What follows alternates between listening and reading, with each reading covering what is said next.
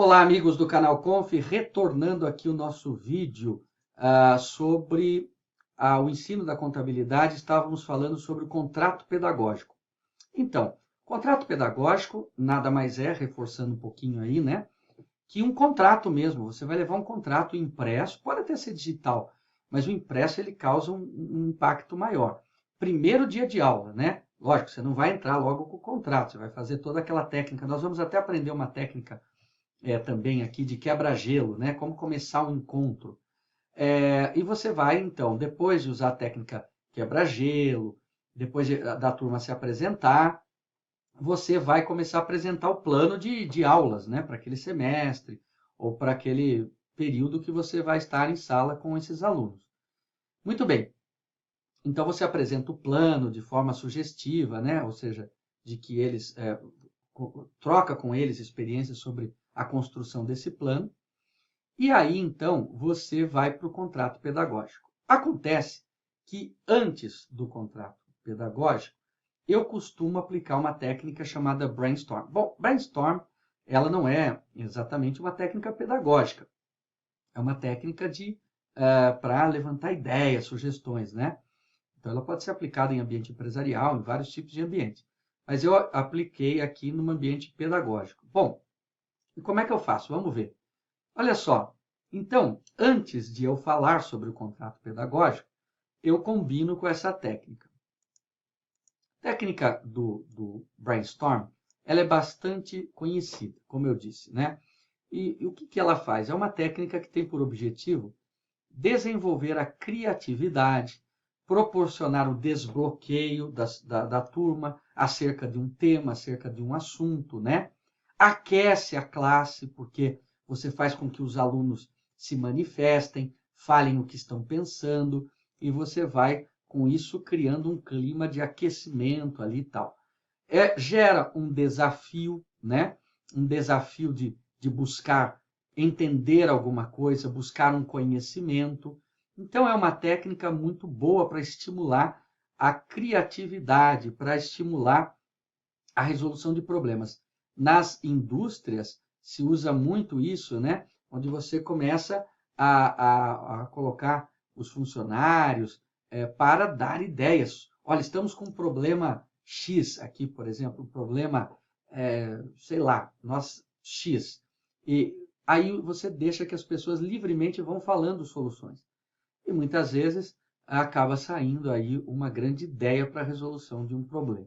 Então, o brainstorm que eu faço em sala de aula é buscando motivá-los para o novo, né? O que é o novo?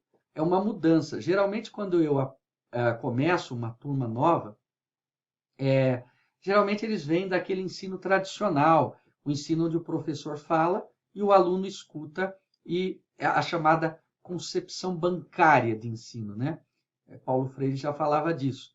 Então, eu tento mostrar para eles que é preciso mudar, que é preciso se preparar para o novo e que o novo requer algumas coisas.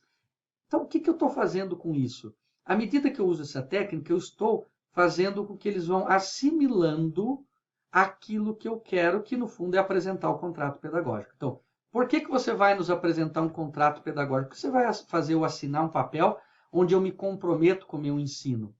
Bom, porque é preciso mudar para que a gente possa aprender, e para isso precisa estar aberto para o novo, e assim por diante. Nós vamos puxando e desencadeando uma série de porquês, até chegar na resposta. Olha, então, vamos assumir um compromisso aqui? A gente quer aprender? A gente quer mesmo sair daqui profissional em contabilidade? Quer saber fazer? Quer sair pronto para o mercado? Então, depois de passar por todo esse brainstorm, você então apresenta o contrato e fala, então vamos assumir os compromissos. Então tem funcionado muito legal essa técnica. Bom, quais as competências que o brainstorm ele desenvolve? Já falei algumas aqui, mas principalmente a troca de informações, né, entre as pessoas, os alunos, desenvolvimento da criatividade, como eu falei, associação e desenvolvimento de ideias, quer dizer, eu trago ideias, coloco a minha cabeça para funcionar, o trabalho em equipe, porque geralmente a gente faz essa técnica já formando ali alguns grupos. Pode também fazer com a classe aberta, mas se quiser formar grupos, você pode também. Eu queria... e também reforça a reflexão e tomada de decisão. Quer dizer, eu tenho que refletir sobre alguma coisa e dar a minha opinião. Então, eu estimulo isso. Eu queria só fazer um ponto aqui. Vejam que eu estou passando para vocês algumas questões práticas de como aplicar metodologias ativas, né? A gente vai ver aqui práticas acontecendo. Claro que práticas simuladas, né? Mas o que eu queria chamar a atenção é que eu falei uma coisa aqui, não sei se você prestou atenção. Eu falei, olha, essa técnica pode desenvolver o trabalho em equipe, mas você também pode fazer em classe aberta. Então, o que eu quero dizer é que todas as técnicas, as metodologias ativas, elas, embora exista uma espécie de uma receitinha de bolo, essas que eu estou passando aqui, você pode e deve adaptá-las à situação de cada turma, né? Então, cuidado para seguir muito à risca uma técnica e não dá certo.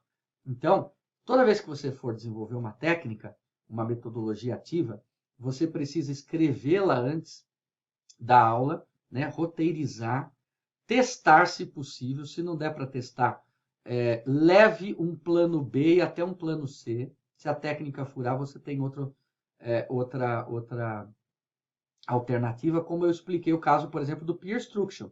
Se você for aplicar o Peer Instruction, que é uma técnica extremamente importante, usando tecnologia, e for, por exemplo, numa escola onde não há tecnologia disponível, acabou a técnica, né? Então, você precisa estar preparado para um plano B, usar lá os cartõezinhos para que você consiga resolver. Então, lembre-se disso, toda técnica pode e deve ser adaptada. Quer fazer em grupo? Faça. Quer fazer aberto? Faça aberto, não é problema nenhum, tá bom? Bom, qual é a sequência didática do brainstorm? O professor apresenta o tema por meio de uma palavra, então ele coloca uma palavra. Pede-se que os alunos, então, verbalizem palavras que vêm à mente. Quer dizer, coloquei aqui, por exemplo, céu. Quando você ouve falar em céu, o que é que vem na sua mente? E aí deixa ele falar.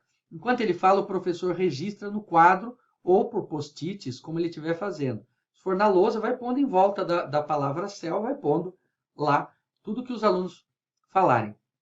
Depois, quando os alunos acabarem de falar, o professor dá mais algum tempo, pergunta se alguém quer fazer mais alguma palavra em torno.